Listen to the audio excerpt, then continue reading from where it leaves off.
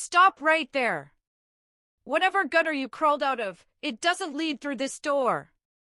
The glass doors of Nexus Tech Industries swung open with a whisper of expensive hydraulics. Dr. Imani Okafor stepped into the cathedral-like atrium, her Louboutin heels clicking against Italian marble that cost more per square foot than most people's monthly rent. Excuse me. Excuse me. The voice cut through the ambient music like a knife. Sharp. Entitled. Dismissive. Imani paused, her hand still on the handle of her Hermes briefcase. She turned slowly, taking in the woman striding toward her with the confidence of someone who'd never been told no. The service entrance is on the west side of the building. The woman's eyes barely flickered over Imani's tailored Chanel suit, her diamond tennis bracelet, the Patek Philippe watch that cost more than a luxury sedan. Kitchen staff, maintenance, delivery people, they all use the loading dock. You can't just walk through the main entrance. Imani smiled, checked her watch. 9:47 a.m. 13 minutes until the emergency board meeting. 13 minutes until these people learned exactly who they were talking to. I appreciate your concern about building protocols, Imani said, her voice silk over steel. But I'm exactly where I need to be. The woman's face flushed crimson. Security. Security. Before we continue, if you believe every person deserves to be treated with dignity regardless of how they look, hit that like button. Subscribe to Black Echo Stories for more accounts of resilience, intelligence, and the power of grace under pressure. And stay until the end, because what happens next will shock you. Now, let's rewind 12 hours to understand how we got here. Dr. Imani Okafor wasn't supposed to exist. At least, not according to the statistics. Black woman, PhD in computer science from MIT at 24. Self-made tech entrepreneur who'd built her first successful startup by 27 and sold it for $340 million by 30.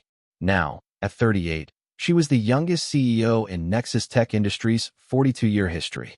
She'd been appointed just 6 months ago after a brutal proxy battle that had made headlines in the Wall Street Journal, TechCrunch, and Bloomberg.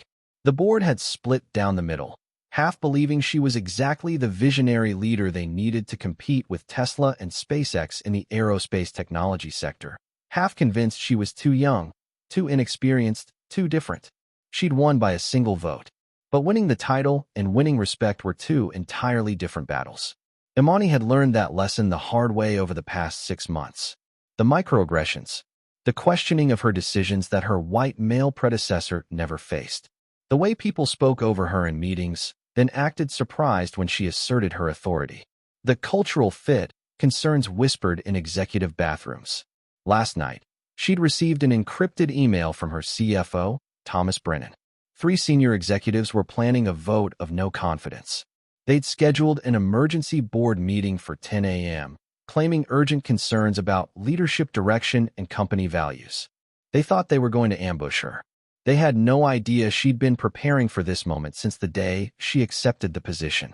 Imani had flown in from the company's satellite office in Austin on the red-eye, landing at 6:47 a.m. She'd gone straight to her apartment in the city, a penthouse she rarely used, showered, dressed in her most expensive suit, and armed herself with 6 months of meticulously documented evidence. Performance metrics that showed Nexus Tech's stock price had risen 34% under her leadership. Client satisfaction scores at a 10-year high. 3 major government contracts secured. A revolutionary patent filed that could change the aerospace industry. But more importantly, she had documentation of something else. Discrimination. Retaliation. Hostile work environment. She had emails. Recorded meetings. Text message screenshots. A pattern of behavior so clear, so undeniable, that even the most skeptical board member would have to acknowledge it. She wasn't just fighting for her job. She was fighting to ensure no one else would have to endure what she'd endured. As she'd stood in her apartment that morning, fastening the clasp on her briefcase, Imani had made a decision. She wouldn't go in through the executive entrance on the 52nd floor. She would walk through the main lobby, just like any other employee. She wanted to see how she'd be treated. She needed to know if the rot was just at the executive level or if it went all the way down. Now, standing in that lobby with security being called, she had her answer.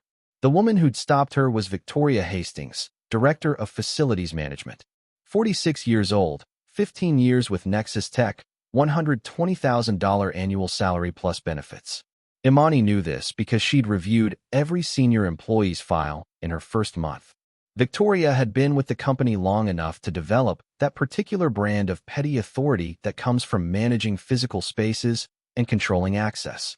The kind of person who felt powerful denying people parking spots and conference room access. "I don't know how you got past the parking garage checkpoint," Victoria said, her voice rising to ensure everyone in the lobby could hear. "But this is a secure facility. We have protocols." A security guard approached. Raymond Torres, late 30s, military bearing, 7 years with the company. Imani recognized him from the employee database. "Ms. Hastings, what seems to be the problem?" "This woman," Victoria gestured at Imani like she was pointing out a stain on the carpet, "refuses to use the appropriate entrance. I've explained twice now that service personnel need to." "I'm not service personnel," Imani interrupted calmly. "Then what are you here for?" Raymond's hand drifted toward his radio. "Not threatening, exactly, but ready. I have a 10 a.m. meeting." Victoria laughed. Actually laughed. A meeting? With whom? The board of directors. The lobby had started to fill with morning arrivals. Junior analysts grabbing coffee from the lobby cafe. Administrative assistants heading to their desks. A maintenance worker pausing his floor buffer to watch the drama unfold. Phones were coming out. Not obviously. Just casually positioning themselves to capture video. "The board of directors," Victoria repeated, her voice dripping with mockery. "And I suppose you're going to tell us you're a secret investor? Or maybe you're here to pitch some diversity initiative." The crowd was growing. 20 people. 25. Imani checked her watch. 9:51 a.m. 9 minutes. "I'm going to ask you one more time to use the service entrance," Victoria said. "If you refuse, Raymond will have to escort you from the building." "Ms. Hastings." Imani's voice remained perfectly level. "Before this escalates further, I'd like you to consider the consequences of your assumptions. The only consequence is you getting removed from this building." The elevator chimed. 2 figures emerged into the lobby. Stuart Pemberton, Chief Operations Officer. 53 years old, Harvard MBA, 26 years in the tech industry. 6-figure salary plus stock options worth millions. Imani had sat across from him in 17 board meetings. He'd questioned every decision she made, challenged every initiative, and made it clear he thought she was fundamentally unqualified for her position. Beside him was Jennifer Whitlock, VP of Human Resources. 48, Stanford graduate, 12 years with Nexus Tech. She'd been conspicuously absent whenever Imani tried to discuss workplace culture issues. "Perfect. What's all this commotion?" Stuart's voice carried the authority of someone used to being obeyed instantly. Victoria rushed toward him with obvious relief. "Mr. Pemberton, thank God. This woman is refusing to leave. She claims she has a meeting with the board, if you can believe that." Stuart's eyes swept over Imani. She watched the calculation happen in real time. The dismissal, the assumption, the decision made in microseconds based on nothing but appearance.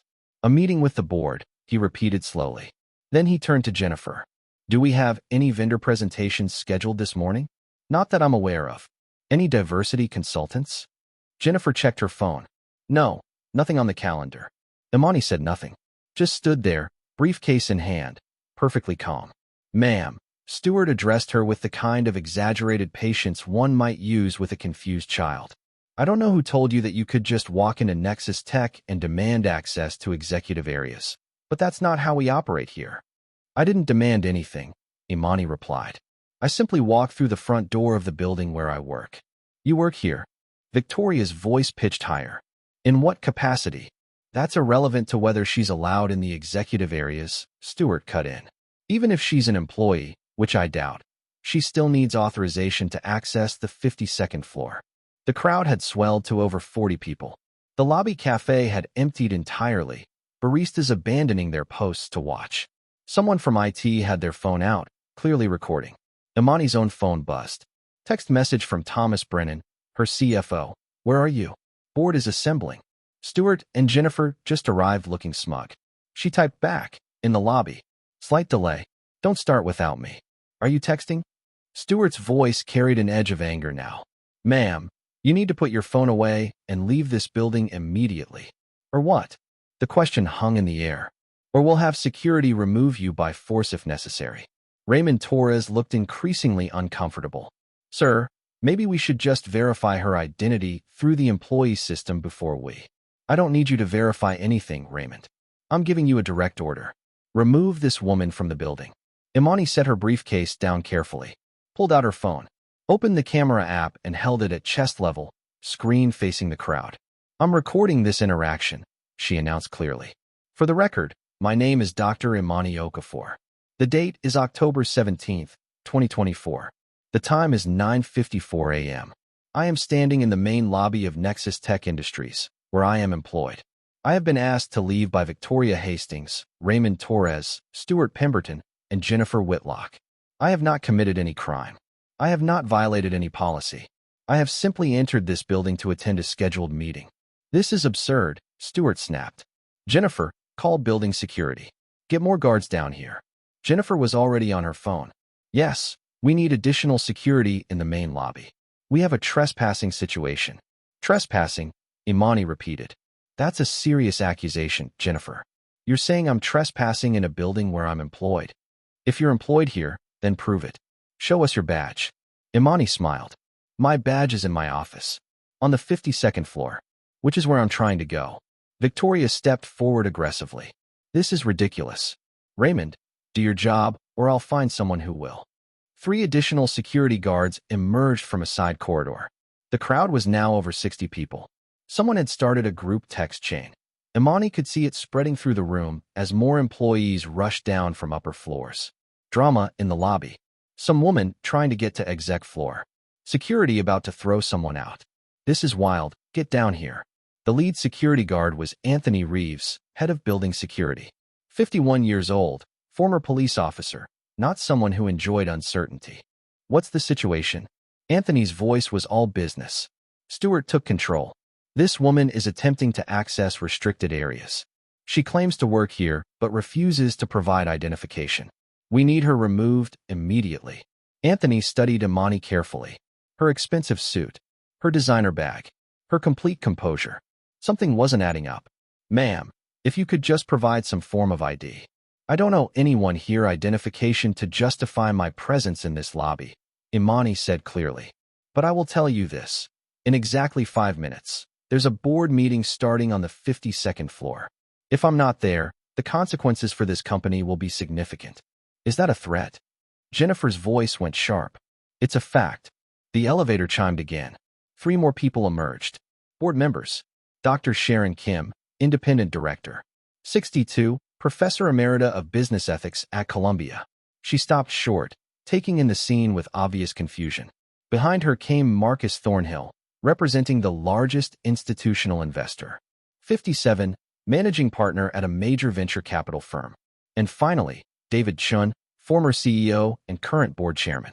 71 years old, Nexus Tech founder, the man who'd cast the deciding vote to hire Imani. What on earth is happening down here? David's voice cut through the chaos. Stuart rushed toward him. David, thank God. We have a situation. This woman is Dr. Okafor? David's voice stopped Stuart mid-sentence. The lobby went absolutely silent. Dr. Okafor, is that you? Imani met his eyes, saw the confusion, the dawning realization, the horror of understanding what he was witnessing. Hello, David. Yes, it's me. What are you doing in the lobby? The board meeting starts in 3 minutes. I'm aware. I've been trying to reach the elevator for the past 10 minutes. David looked at Stuart, at Jennifer, at Victoria, at the security guards, at the crowd of employees with their phones out, recording everything. Someone explain to me, David said slowly, his voice carrying the deadly calm of barely controlled fury, why the CEO of this company is being detained in our lobby by our own security. The words landed like artillery shells. CEO. Victoria's face went from red to white in an instant. Jennifer's phone slipped from her fingers, clattering against the marble floor. Stuart looked like he'd been punched in the stomach. Raymond Torres took an involuntary step backward. The crowd erupted in whispers. Phones angled for better views. People at the back pushing forward to see. CEO? Victoria's voice came out as a whisper. But she's what, Victoria? Imani's voice was soft. Dangerous. Finish that sentence. Silence. Dr. Okafor. David's voice was tight. I am profoundly sorry. If you'll come with me, we can. Actually, David, I think we need to address this right here. Right now? In front of all these witnesses. Imani picked up her briefcase, opened it, pulled out a document. 6 months ago, I became the youngest CEO in this company's history. I was told it was because of my vision, my expertise, my track record of success. What I wasn't told was that I'd have to prove myself every single day in ways my predecessors never did. She held up the document. Official letterhead. Board seal. This morning, I received notice that 3 senior executives have called for a vote of no confidence in my leadership. They claim I don't understand company culture and lack executive presence. Stewart's face had gone from white to gray. But what just happened in this lobby tells me everything I need to know about what those phrases really mean. Imani turned to face Victoria directly. You saw a black woman in an expensive suit and assumed she was service personnel. You didn't ask my name. You didn't ask my business. You saw my skin color and made a decision about where I belonged. Victoria opened her mouth, closed it, opened it again. I didn't. I was just. You were just doing your job? Imani's voice carried across the silent lobby. Your job is to manage facilities, not to police who gets to walk through the front door based on how they look. She turned to Raymond. You're a good security guard, Raymond. But you followed orders to remove someone without verifying whether those orders were legitimate. You saw your supervisor and executives united against one woman, and you assumed they must be right. Raymond's military bearing crumpled. Ma'am, I apologize.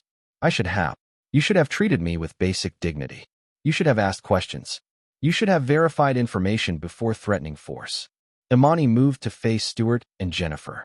And you too, the COO and VP of Human Resources. You saw a black woman claiming to have a board meeting, and your immediate assumption was that she was lying. Not mistaken, not confused. Lying. Trying to scam her way into the building. Dr. Okafor, Stewart started, his voice shaking. I swear, I didn't recognize you. I've never seen you dress so casually. Casually, Imani's eyebrow rose. This is a $4,000 Chanel suit. These are $900 Louboutin heels. I'm wearing a $45,000 Patek Philippe watch. There is nothing casual about my appearance except your assumption that a black woman couldn't possibly afford these things or belong in your executive ranks. Jennifer found her voice. This is all a terrible misunderstanding. If you'd known I was the CEO, you would have treated me differently. That's exactly the problem, Jennifer. Basic human dignity shouldn't require knowing someone's title first. The elevator chimed. Margaret Sato, Imani's executive assistant, emerged looking panicked. Dr. Okafor, the board is, she stopped, taking in the scene. What happened? Margaret, good timing. Please tell everyone assembled here who I am. Margaret looked confused by the request, but complied. This is Dr. Imani Okafor, Chief Executive Officer of Nexus Tech Industries.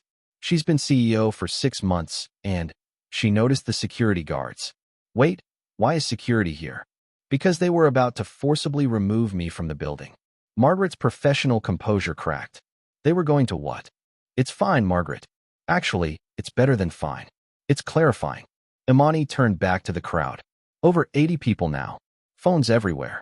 This was going to be all over social media within minutes. LinkedIn, Twitter, TikTok, Instagram. Good. I want everyone here to listen very carefully to what I'm about to say.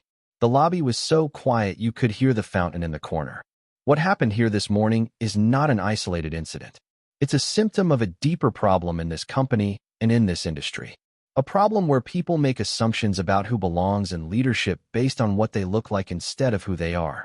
She pulled out her phone, pulled up her notes. 6 months of documented incidents. August 12th. I was asked to fetch coffee for a client meeting I was leading. September 3rd. A senior engineer explained a basic algorithm to me, an algorithm I designed. September 18th. I was stopped by lobby security and asked if I was with the cleaning crew even though I was wearing my badge. October 2nd. I was mistaken for a secretary in my own conference room. Each date landed like a hammer blow. And this morning, October 17th, I was told to use the service entrance. Called a liar. Threatened with physical removal. In front of 80 witnesses. Stewart looked like he might pass out. So here's what's going to happen. Imani continued, her voice carrying absolute authority. In exactly, she checked her watch. 90 seconds. I'm going to walk into that elevator and go upstairs to the board meeting. David, Sharon, Marcus, I'd appreciate if you'd join me. The board members nodded, speechless. The rest of you, Victoria, Raymond, Stuart, Jennifer, and every security guard who participated in this incident, you're going to stay right here in this lobby. At 10:30 a.m., Margaret will escort you upstairs to Conference Room B. Conference Room B? Victoria's voice cracked. Where you will explain to me, the board, and our head of legal why you thought it was appropriate to discriminate against the CEO of your own company. The words hung in the air like a guillotine blade. Dr. Okafor. Stuart's voice was desperate now. Please, I made a terrible mistake. We all did.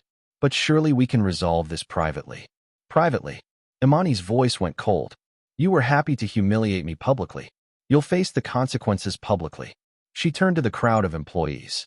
For everyone else, this video is going to spread.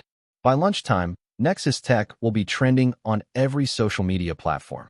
News outlets will pick it up by evening. Our stock price will probably take a hit. She paused, letting that sink in.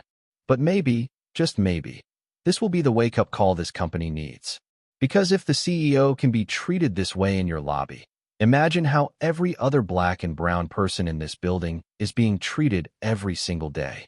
The elevator doors opened behind her. Time's up, Imani said. David, Sharon, Marcus, let's go. She stepped into the elevator. The board members followed, all three looking shell-shocked. As the doors began to close, Imani locked eyes with Stuart. 10:30 a.m., Conference Room B. Don't be late. Your entire career depends on what happens in that room. The door slid shut. The lobby exploded into chaos. The elevator ascended in suffocating silence.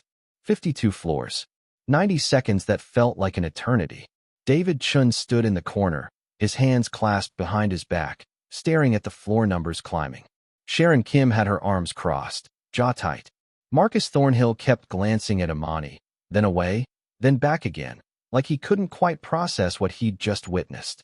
Imani stood perfectly still, briefcase in hand, watching their reflections in the polished steel doors. The elevator chimed. 52nd floor. The doors opened onto executive territory. Plush carpeting. Original artwork on the walls. Floor-to-ceiling windows offering panoramic city views. The physical manifestation of power and prestige. Margaret was already there, having taken the express elevator. Conference Room A is ready. The other board members are. Change of plans, Margaret. Imani's voice was calm. We're not using Conference Room A. We're using the main boardroom. And I need you to set up Conference Room B for 10:30. 5 chairs. Water. Recording equipment. Recording equipment? Everything that happens in that room needs to be documented. Audio and video. Multiple angles. Margaret pulled out her tablet, fingers flying. Consider it done. Dr. Okafor, the other board members are asking. Tell them I'll be there in 2 minutes. I need a moment. Margaret nodded and disappeared down the hallway. David stepped closer. Imani, I need you to know that I'm horrified by what just happened. If I had any idea that you were being treated that way, you would have what, David? Imani turned to face him. Spoken up sooner? Paid closer attention? Actually investigated when I mentioned cultural challenges in my monthly reports. He flinched. I thought you meant the usual adjustment period for a new CEO. You thought what you wanted to think. Because acknowledging the real problem would have required you to confront your own board members, your own executives, your own company culture. Sharon stepped forward. Imani, David's right. This is unacceptable. But we need to handle this carefully. Stuart Pemberton has been with this company for 19 years. I know. I've read his file. Imani's voice hardened. I've also read the settlement agreements Nexus Tech has paid to 3 women who accused him of creating hostile work environments. Settlements that were buried in confidentiality agreements and never disclosed to the full board. Sharon went pale. What? Jennifer Whitlock approved those settlements personally. Small enough to avoid board notification requirements. Large enough to make the problems go away quietly. Marcus found his voice. How do you know this? Because I'm good at my job, Marcus. I spent my first month as CEO conducting a comprehensive audit of legal liabilities. I found a pattern of discrimination settlements, harassment complaints, and hostile workplace claims going back 7 years. All handled quietly. All swept under the rug. She opened her briefcase and pulled out a bound document. This is my report. 147 pages. 33 documented incidents, $2.4 million in settlement payments, and a systemic pattern of protecting executives at the expense of employees. David took the document with shaking hands. Why didn't you bring this to us sooner? I tried. 3 times. Each time, I was told by Jennifer that these were resolved matters that didn't require board attention. The 4th time I asked, Stewart suggested I was overreacting and not understanding how things work in corporate America. Imani checked her watch. 10:02 a.m. The board meeting starts in 3 minutes. Here's what's going to happen. You 3 are going to go into that boardroom and wait. I'll be there in 5 minutes. And when I arrive, we're going to have a very different conversation than the one Stewart planned. What about the vote of no confidence? Marcus asked quietly. Oh, we're still having a vote. Just not the one they expected. The boardroom occupied the northeast corner. Windows on 2 sides. A table that could seat 20. Original Rothko on the wall worth more than most houses. 9 board members sat waiting. Stewart Pemberton had taken his usual seat, but his confidence had evaporated. He kept checking his phone, probably seeing the first social media posts starting to spread. Jennifer Whitlock sat beside him, her professional mask barely concealing panic. Thomas Brennan, the CFO and Imani's one genuine ally, sat at the far end. He'd been texting her updates all morning. Now he looked up as she entered and gave a subtle nod. The other 6 board members, venture capitalists, industry veterans, academic experts, all turned as one. Imani walked to the head of the table, set down her briefcase, remained standing. Good morning. Thank you all for attending this emergency session. Dr. Okafor, Stewart began. I believe we called this meeting. You did. To discuss a vote of no confidence in my leadership. Imani's voice cut through his attempt to control the narrative. I have the email you sent. Would you like me to read it aloud? Stewart's jaw clenched. That won't be necessary. Then let me save us all some time.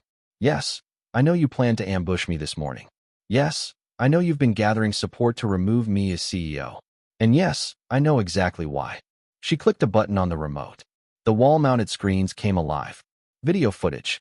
The lobby. Timestamped 9:47 a.m. Before we discuss my leadership, I'd like the board to watch something that happened 30 minutes ago. For the next 7 minutes, the room watched in complete silence as the lobby incident unfolded on screen. Multiple angles. Perfect audio. Every word, every expression, every assumption captured in high definition. When it ended, the silence was deafening.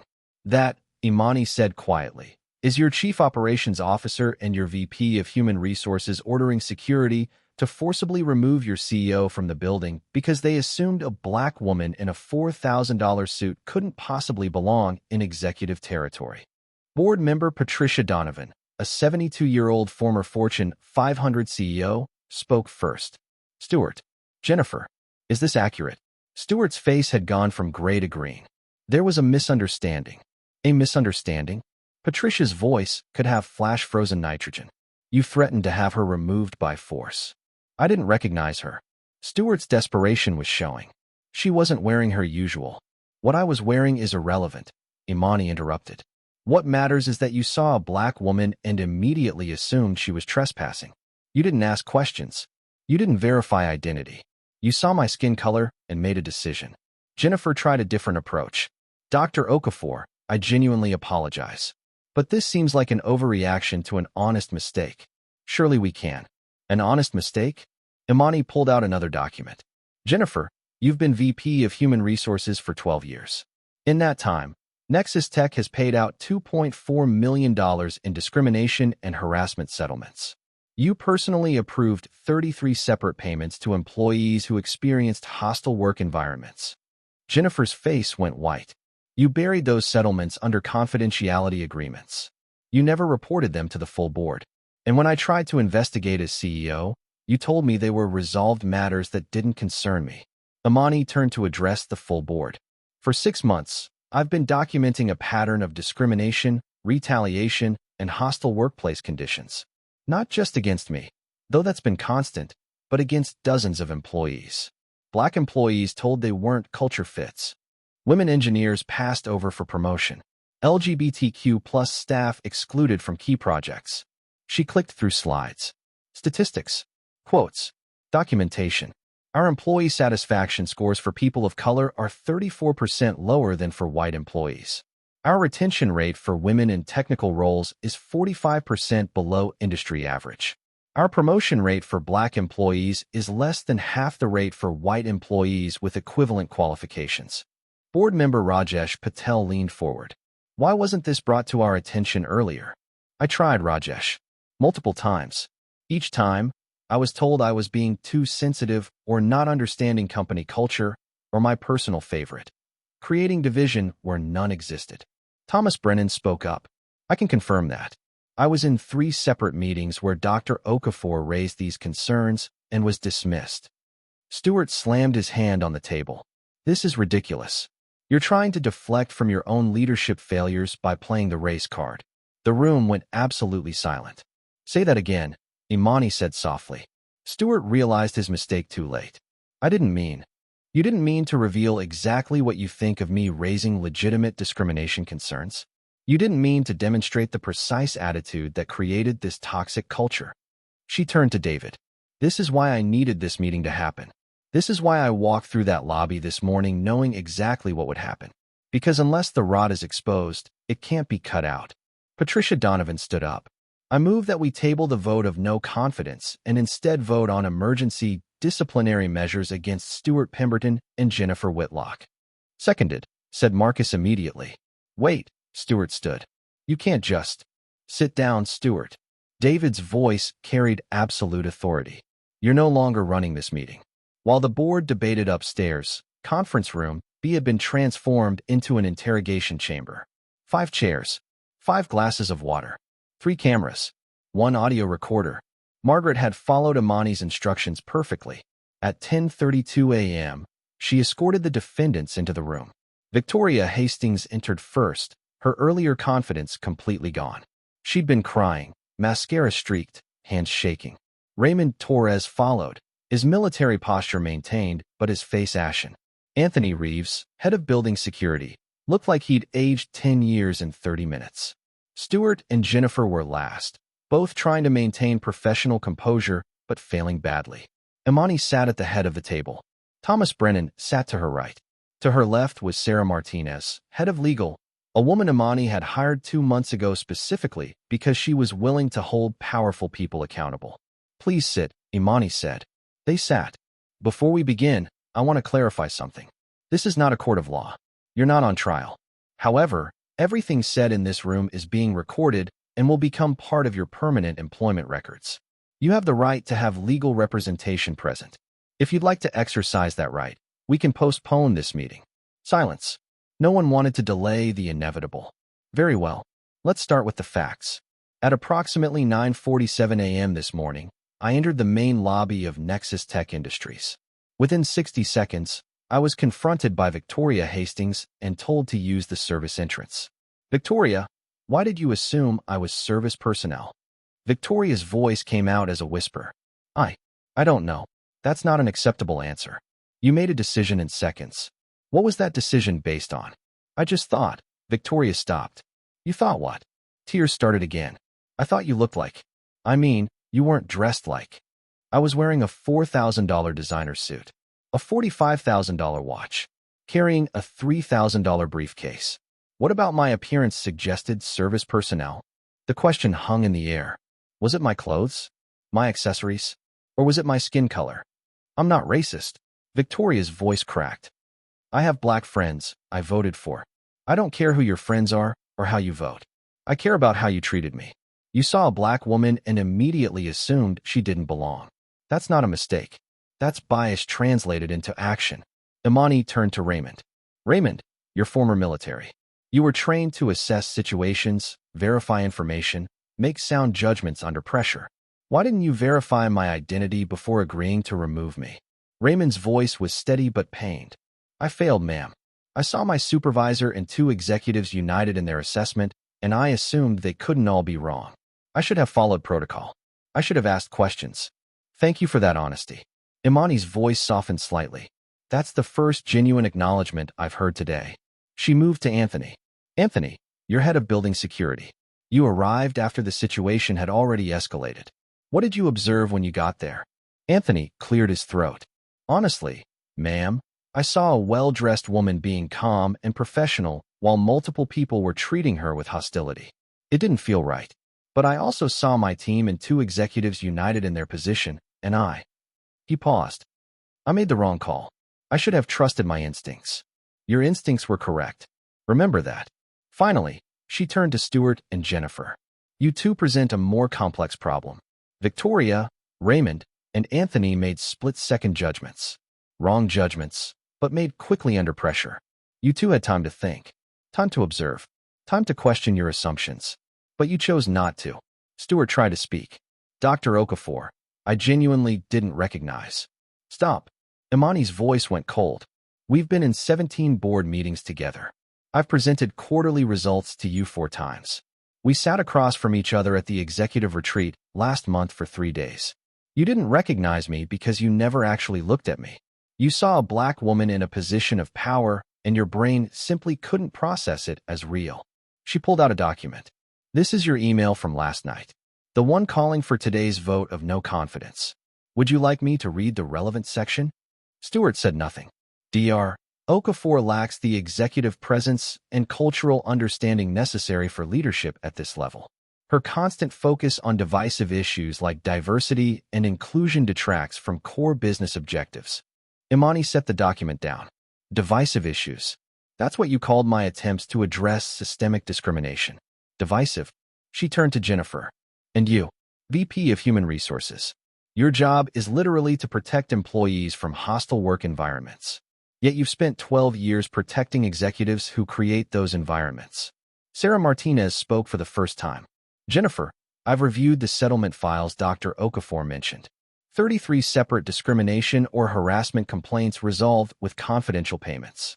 Not one was escalated to the board. Can you explain that pattern? Jennifer's professional mask finally cracked. I was following company policy. We handle matters at the lowest level possible to avoid accountability, Sarah finished. You were protecting the company's reputation at the expense of employees' safety and dignity. Imani stood and walked to the windows. Here's what's going to happen. Victoria, you're suspended for 2 weeks without pay. You'll complete mandatory bias training, not the 2-hour online module, but a comprehensive 6-week program with one-on-one counseling. Upon return, you'll be on probationary status for 6 months. Any further incident results in immediate termination. Victoria nodded, relief evident despite the punishment. Raymond and Anthony, you'll undergo similar training, though your suspensions will be 1 week. You'll also help redesign our security protocols to emphasize dignity and respect in all interactions. Both men accepted without argument. Stuart. Imani turned back to the table. The board is voting right now on your future. But regardless of their decision, you will never work with me again in any capacity. Your email calling for my removal, your pattern of dismissing discrimination concerns, and your behavior this morning have made that impossible. Stuart's face crumpled. Jennifer, you're being terminated for cause. Effective immediately. Your pattern of burying discrimination complaints, protecting harassers, and retaliating against employees who raise concerns represents a fundamental failure of your duties. Sarah will escort you to collect your personal items. You have 1 hour to vacate the building. Jennifer started to protest, then stopped. She knew there was no defense. But Dr. Okafor, Victoria said hesitantly. What about? This is all going to be public. The video from the lobby is probably already trending on Twitter, LinkedIn, and TikTok. Yes, I know. By this afternoon, every major news outlet will have covered it. By tomorrow, Nexus Tech will be the subject of think pieces, podcast episodes, and business school case studies. Imani returned to her seat. Good. Because this isn't just about what happened to me this morning. This is about every black professional who's been told they're in the wrong place. Every woman told she lacks executive presence. Every person of color who's had their qualifications questioned and their concerns dismissed. She looked at each person in turn. You have a choice now. You can learn from this, grow from this, become better than you were. Or you can convince yourselves you're victims of political correctness and learn nothing. If you choose growth, I will personally ensure you have the resources and support to change. If you choose victimhood, I will ensure you face the full consequences of your actions. The Nexus Tech lobby looked the same, but felt completely different. Gone was the cold, intimidating marble aesthetic. New seating areas created warm, welcoming spaces. Digital displays showcased employee stories. Real people, real experiences, real diversity. Victoria Hastings stood at her new position, not front desk security, but inclusion ambassador. She greeted every visitor with genuine warmth, and she ran weekly training sessions for all staff on recognizing and confronting bias. "Good morning, welcome to Nexus Tech," she said to a young Latino woman in business casual attire. "How can I help you today?" No assumptions. No judgments. Just respect. Raymond Torres had been promoted to Director of Security Culture. His new protocols emphasized de-escalation, verification, and dignity. Discrimination complaints related to security had dropped to zero. Anthony Reeves ran a program training security personnel across the tech industry. His mantra: trust your instincts, especially when they tell you something doesn't feel right. Stuart Pemberton had been terminated by unanimous board vote. The last Imani heard, he was working as a consultant, struggling to find clients willing to overlook his very public disgrace. Jennifer Whitlock had faced legal consequences. 3 former employees sued her personally for retaliation once her termination removed their confidentiality obligations. She'd settled out of court, depleting her savings. But the real transformation was deeper. Nexus Tech had implemented the most comprehensive inclusion program in the tech industry. Employee demographics. Black and Latinx representation in leadership, up 340%. Women in technical roles, up 156%. LGBTQ plus employees in senior positions, up 287%. Culture metrics. Employee satisfaction, employees of color up from 52% to 94%. Retention rates. Women in tech up from 47% to 91%. Anonymous reporting of bias incidents. 847 reports resolved proactively. Business impact. Stock price, up 67% since the lobby incident. Client satisfaction, all-time high. New contracts, $3.2 billion, many specifically citing culture as a factor. Employee referrals, up 400%. Industry publications called it the Okafor effect. The transformation that happened when discrimination was confronted directly rather than buried quietly. Imani's TED Talk, Power, Presence, and the Choice to Transform, had 5.8 million views. Her book, Leading While Black, became a bestseller and required reading in business schools worldwide. But her proudest achievement was simpler. Last week, a young black woman, an engineer, 24 years old, brilliant and ambitious, had been stopped in the lobby by a new security guard who didn't recognize her. The guard had politely asked, "May I verify your badge, please?" Not "Are you lost?" Not "Service entrances around back." Just a respectful request for verification. The engineer had shown her badge, smiled, and said, "Thank you for keeping us safe." That night, Imani received an email from Victoria. "Dr. Okafor, I wanted you to know that today I watched a security guard verify someone's identity with respect rather than suspicion. I watched him treat a young black woman exactly the way he'd treat anyone else. And I realized this is what change looks like. Not grand gestures, but daily choices to do better. Thank you for not giving up on us. Thank you for showing us we could be better. Thank you for choosing transformation over punishment. I am not the person I was 6 months ago, and I never will be again." Victoria. Imani had read that email 3 times, tears streaming down her face. Because that was the point.